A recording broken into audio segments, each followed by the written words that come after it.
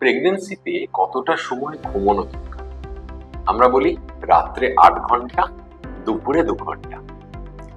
কিন্তু অনেকে বলেন যে প্রেগন্যান্সিতে তাদের ঘুমোতে অসুবিধে হচ্ছে। তার দুটো মূলত কারণ। এক, প্রেগন্যান্সির সময় বডি সারফেস টেম্পারেচার খুব বেড়ে যায়, প্রচুর ঘাম হয়, সেই অস্বস্তি, সেটার জন্য ঘুমের ব্যাঘাত। দ্বিতীয়ত, প্রেগন্যান্সিতে একটা অ্যাংজাইটি সবসময় থাকে। মা নিজেকে নিয়ে ভাবেন, বাচ্চাকে নিয়ে ভাবেন, গর্ভস্থ বাচ্চাকে নিয়ে। এই অ্যাংজাইটির জন্য মাঝে মাঝে ঘুম খুব হালকা হয়ে যায়, বা ঘুম ভেঙে যায়, বা ঘুম আসতে চায়।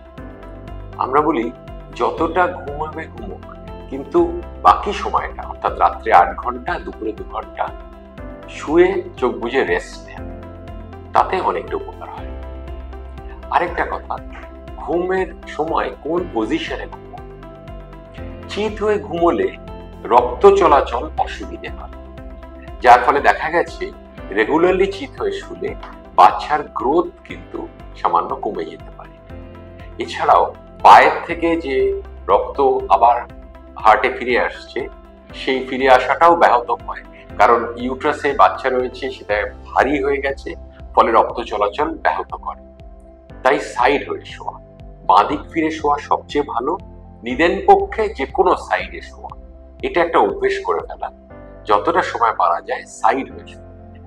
একটা সমস্যা থাকে, যারা ধরুন অফিসে কাজ করেন, তাদের পক্ষে দুপুরবেলা 2 ঘন্টা বার করা খুব মুশকিল, আর শুয়ে রেস্ট নেওয়া তো একেবারেই অসম্ভব।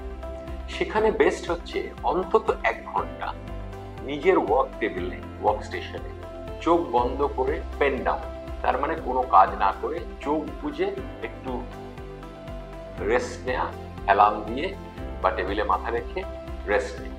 অর্থাৎ একেবারেই রেস্ট না নেবার চেয়ে কিছুটা রেস্ট হলো। তাই প্রেগন্যান্সিতে যেটা অনেক সময় আমরা গুরুত্ব দিই না, কিন্তু খুবই গুরুত্বপূর্ণ, সেটা হচ্ছে ঘুম বা রেস্ট।